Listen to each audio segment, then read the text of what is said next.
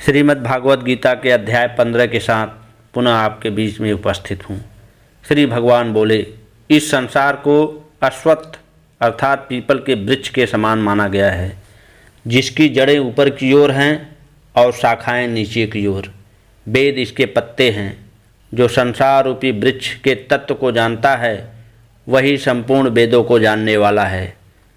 संसार रूपी इसी वृक्ष की 3 गुणों के द्वारा बढ़ी हुई विभिन्न योनियों रूपी शाखाएं नीचे, मध्य में और ऊपर सब जगह फैली हुई हैं। इंद्रिय विषय रूपी कोपले हैं।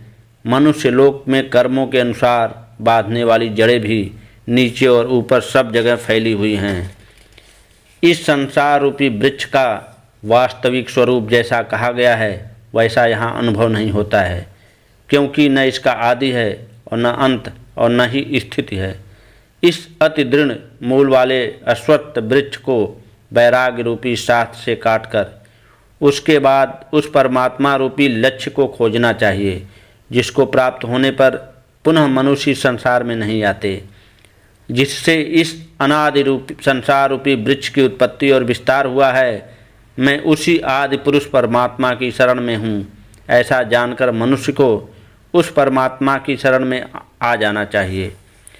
जो मान और मोह से मुक्त हो गए हैं, जिन्होंने आसक्ति रूपी दोषों को जीत लिया है, जो नित्य परमात्मा में लगे हुए हैं, जो संपूर्ण कामनाओं से रहित हैं, जो सुख दुख के द्वंद्वों से मुक्त हो गए हैं, ऐसे ज्ञानी पुरुष उस अविनाशी परम धाम को प्राप्त होते हैं।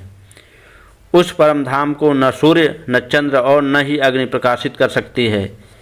इसको प्राप्त कर जीव संसार में लौट कर नहीं आते। वही मेरा परम धाम है। इस संसार में प्रत्येक शरीर में स्थित जीवात्मा मेरा ही सनातन अंश है। इसलिए वह प्रकृति में स्थित मन और 5 इंद्रियों को आकर्षित करता है। जैसे वायु अपने साथ सुगंध को ले जाती है, वैसे ही जीवात्मा शरीर को छोड़ने के बाद मन सहित इंद्रियों को ग्रहण करके अन्य शरीर में चली जाती है।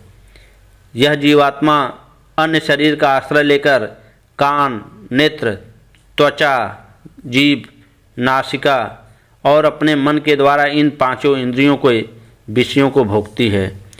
जीवात्मा को शरीर को त्यागते हुए या शरीर में स्थित रहकर प्रकृति के 3 गुणों के अधीन विषयों का भोग करते हुए अज्ञानी लोग नहीं समझ सकते, परंतु ज्ञान चक्षु वाले पुरुष इसका अनुभव कर लेते हैं।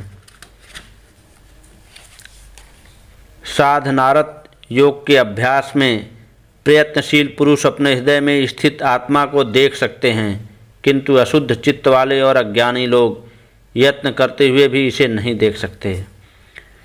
सूर्य में स्थित तेज जो संपूर्ण जगत को प्रकाशित करता है तथा जो चंद्रमा और अग्नि में है, उस तेज को तुम मुझ में ही उत्पन्न हुआ जानो।